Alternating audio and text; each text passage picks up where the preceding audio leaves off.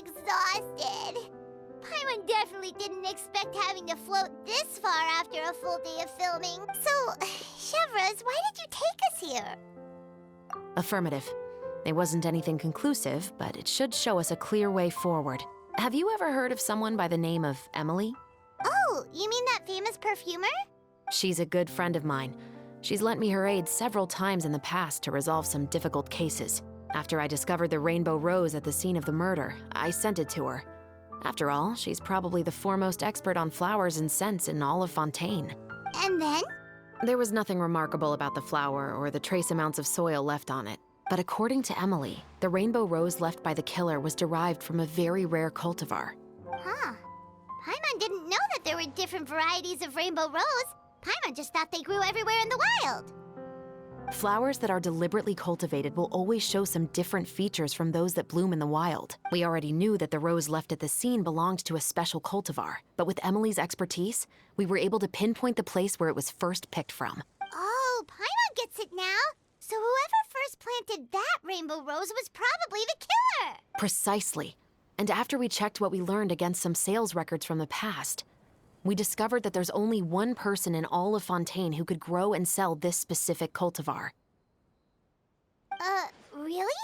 And who is it? It's the novelist.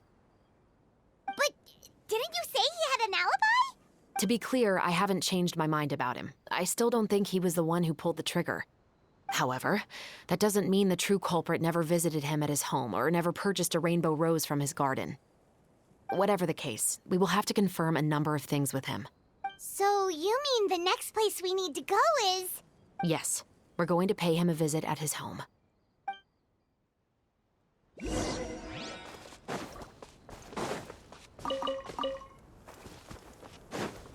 Time to go.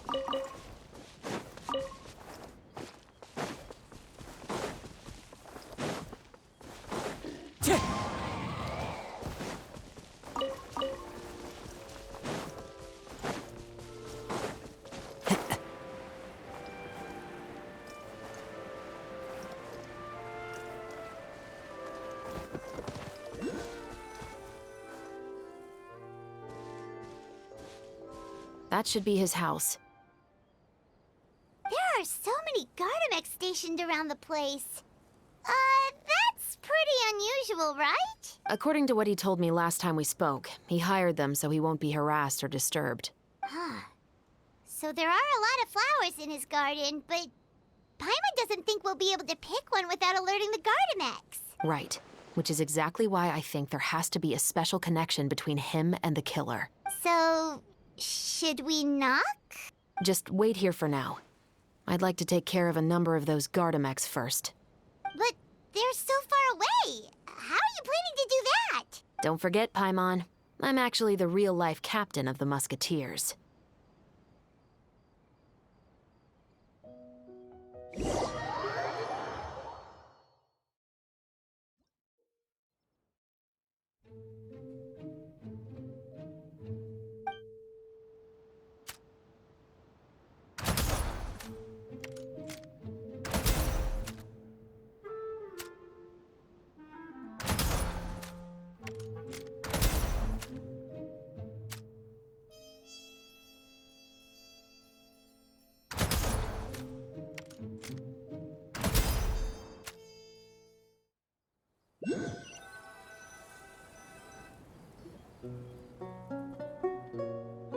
All clear.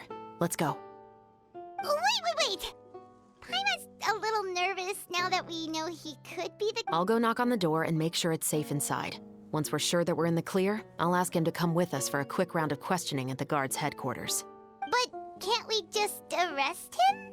We still have no evidence that he's the killer, or that he lent the killer any direct aid. Still, it would be appreciated if you could pick a rainbow rose from his garden for me while I'm talking to him. It'll help the Marechaussee Phantom confirm Emily's theory. Sure, no problem. Just be careful, Chevrouz.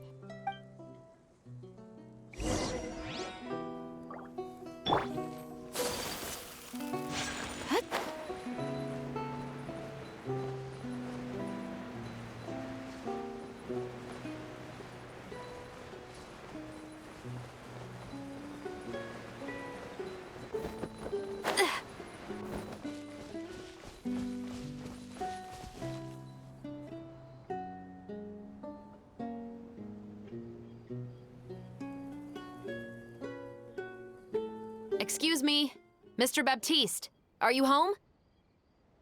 Who could it be at this hour? Oh, it's you, Officer Shavras.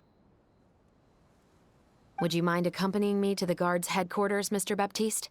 We would like to ask you some questions about a case. Oh, is it still regarding the murder case from before? I cannot confirm or deny that at this time. So it is then. Listen, I need you to come with me, Mr. Baptiste. Miss Shavras, I'll save you the trouble. Oh, and you two over there? There's no need for you to pick my flowers either. It's not time for them to bloom yet. Oh! Okay.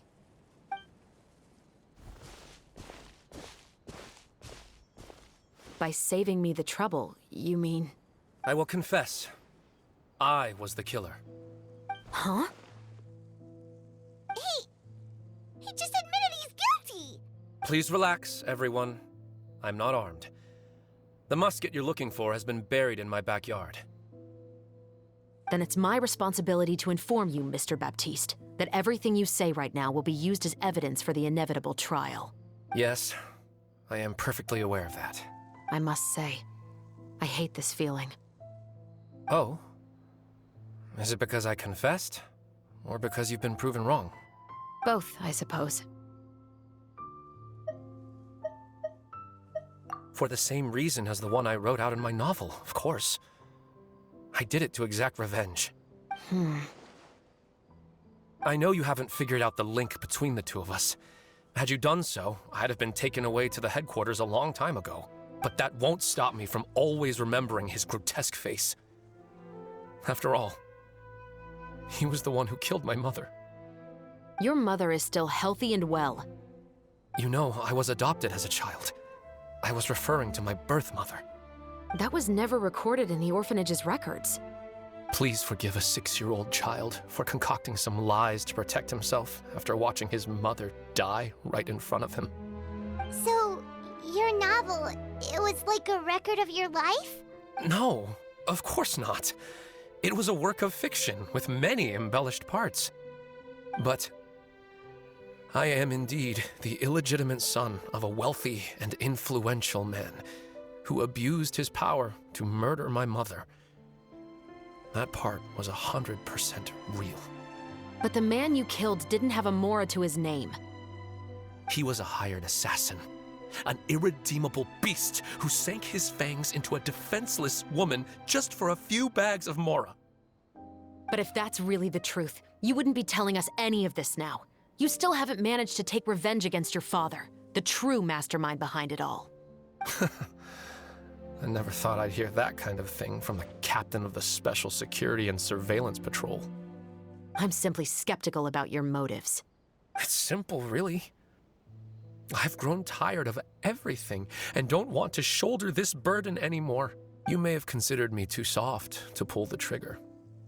Well, as it turns out, you are exactly right. I've become overwhelmed by the aftermath of the murder.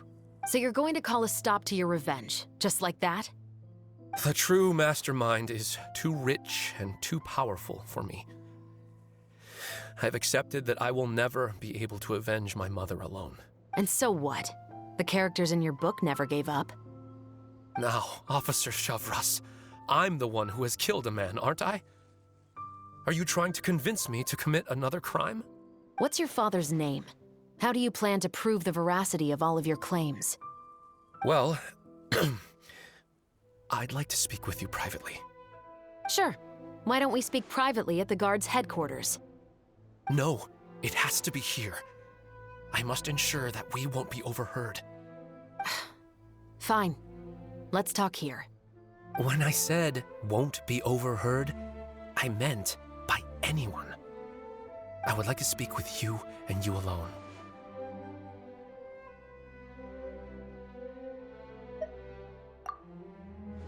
Thanks. I appreciate it. Please stay safe, Chevres.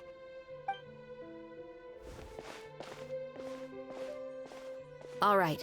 Let's hear it. Will you really believe what I'm about to say? Well, that depends on what you're going to tell me. Fair enough. Fair enough. Then listen closely.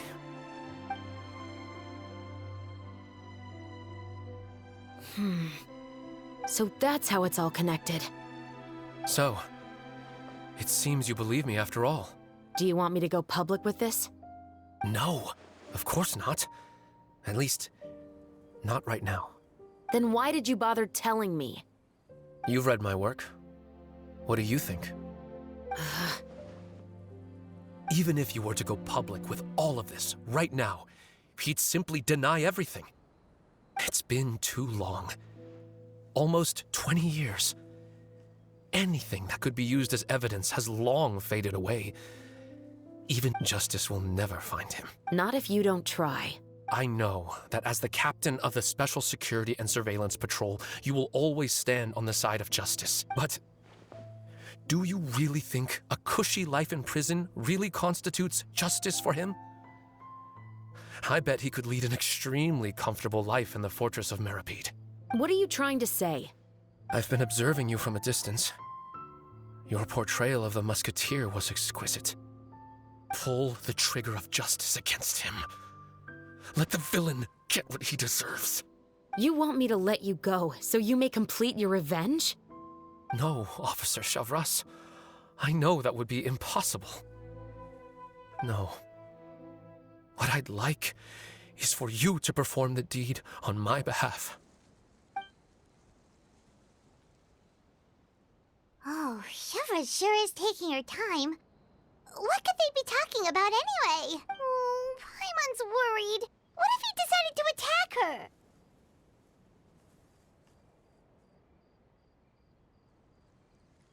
Oh, you still. Do you have any idea who the rich person might be?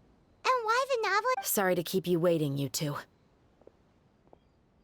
Hey, how did your talk go? I've already sent someone to escort Baptiste back to the headquarters for questioning. He wasn't lying about the musket. But what about the name? Did he tell you the name of the rich guy? Yes, he did. But for now, I have to return to the special. I'll probably be quite busy over the next few days, so apologies if you don't see me on. All right, Paimon understands if you can't tell us everything you know. We'll just... Actually, there's still something else I need your help with.